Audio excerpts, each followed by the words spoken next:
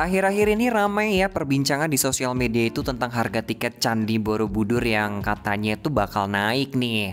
Tapi pada kesempatan kali ini Hakim gak bakalan memfokuskan untuk pembahasan style Tribunnews Podcast ini di babakan soal harga mengharga gitu ya. Tapi aku pengen share ke teman-teman tentang sejarah masa lalu dari berdirinya Candi Borobudur. Nih mohon maaf ya, karena di samping Hakim tuh juga ada pembangunan candi kayaknya ya kan ya.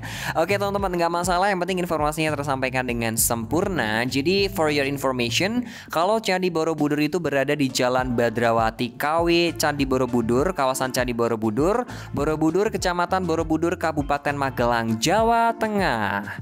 Menurut laman resmi Borobudur Park, jadi dinasti Sailendra itu membangun peninggalan Buddha terbesar di dunia itu sekitar 780 sampai 840 Masehi. Tahunnya ya, tahun dibangunnya. Nah, dinasti Sailendra ini adalah dinasti yang berkuasa pada masa itu. Peninggalan ini juga dibangun sebagai tempat pemujaan Buddha dan juga tempat ziarah. Tempat ini berisi petunjuk agar manusia itu menjauhkan diri dari nafsu dunia dan menuju pencerahan yang bijaksana menurut agama Buddha nih ya teman-teman. Dan buat kamu yang belum tahu bahwa peninggalan Candi Borobudur ini itu ditemukan oleh pasukan Inggris pada tahun 1814 di bawah pimpinan Sir Thomas Stamford Raffles. Area Candi Borobudur ini berhasil dibersihkan keseluruhannya yaitu pada tahun 1835. Dan aku bakal bagi-bagi ke kamu tentang struktur bangunan Candi Borobudur ini ya. Sementara di samping saya ada suara dagdikduk ya. Mungkin dia juga mau bangun candi ya. Ntar bisa buat wisata juga nih candinya deket kantor gua nih ya. Oke, jadi Borobudur ini dibangun dengan gaya mandala yang mencerminkan alam semesta dalam kepercayaan agama Buddha. Nah, struktur bangunan ini itu berbentuk kotak dengan 4 pintu masuk dan titik pusatnya itu berbentuk lingkaran nih teman-teman.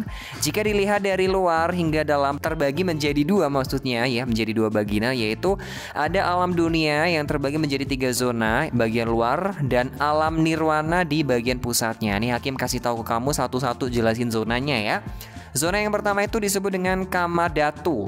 Jadi Kamadhatu itu adalah alam dunia yang terlihat dan sedang dialami oleh manusia sekarang. Jadi kita lagi hidup ini di alam Kamadhatu nih ya. Kamadhatu itu terdiri dari 160 relief yang menjelaskan Karma Wibangga Sutra, yaitu hukum sebab akibat, yang menggambarkan mengenai sifat dan nafsu manusia kayak merampok, membunuh, memperkosa, menyiksa, dan fitnah.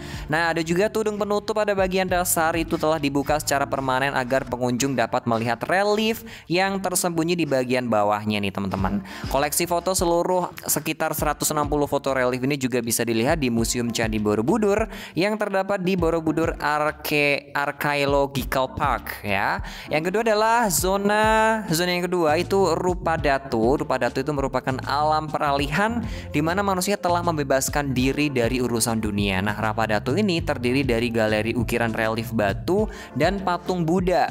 Nah, secara keseluruhan itu ada sekitar 328 patung Buddha yang juga memiliki hiasan relief yang ukirannya, yang diukir maksudnya, yang akhirnya diukir. Menurut manuskrip Sanskerta pada bagian ini terdiri dari 1.300 relief yang berupa Ganda Wiyuha, Lalita Wistara, Jaktaka, dan juga Awadana. Nah, seluruhnya itu membentang sejauh 2,5 km dengan 1.212 panel. Terus Hakim bakal lanjut lagi. Yang ketiga itu ada zona yang ketiga disebut Arupadatu. Jadi Arupadatu itu adalah rumah Tuhan. Ada 3 serambi berbentuk lingkaran mengarah ke kubah di bagian pusat atau stupa yang menggambarkan kebangkitan dari dunia. Terus teman-teman, pada bagian ini tidak ada ornamen maupun hiasan yang berarti menggambarkan kemurnian tertinggi nih. Serambi pada bagian ini terdiri dari stupa berbentuk lingkaran yang berlubang, terus juga ada lonceng terbalik berisi patung Buddha yang mengarah di bagian luar candi. Terdapat 72 stupa secara keseluruhan di Candi Borobudur. Jadi stupa terbesar itu yang berada di tengah tidak setinggi versi aslinya yang memiliki tinggi 42 meter di atas tanah dengan diameter 9,9 meter. Berbeda dengan stupa yang mengelilinginya, stupa pusat kosong yang menimbulkan perdebatan bahwa sebenarnya terdapat isi, tetapi juga ada yang berpendapat bahwa stupa tersebut memang benar-benar kosong. Ini informasi dari relief, jadi relief ini secara keseluruhan ya. Terdapat 504 Buddha dengan sikap meditasi dan 6 posisi tangan yang berbeda di sepanjang candi. Nah, selama restorasi pada awal abad ke-20 nih ya teman-teman, ditemukan 2 candi yang lebih kecil di sekitar Borobudur, yaitu Candi Pawon dan Candi Mendut yang segaris dengan Candi Borobudur. For your information again, Candi Pawon itu berada 1,15 km dari Borobudur, sementara Candi Mendut berada 3 km dari Candi Borobudur. Terdapat kepercayaan orang-orang bahwa ada hubungan keagamaan antara ketiga candi tersebut, yaitu Candi Borobudur, Candi Pawon, dan juga Candi Mendut, yang sampai sekarang tuh masih belum diketahui secara pasti proses ritualnya itu bagaimana. Ketiga candi tersebut membentuk rute untuk festival Hari Waisak yang digelar tiap tahunnya di bulan purnama pada bulan April atau Mei, dan festival itu sebagai peringatan atas lahir dan meninggalnya serta pencerahan yang diberikan oleh Buddha Gautama.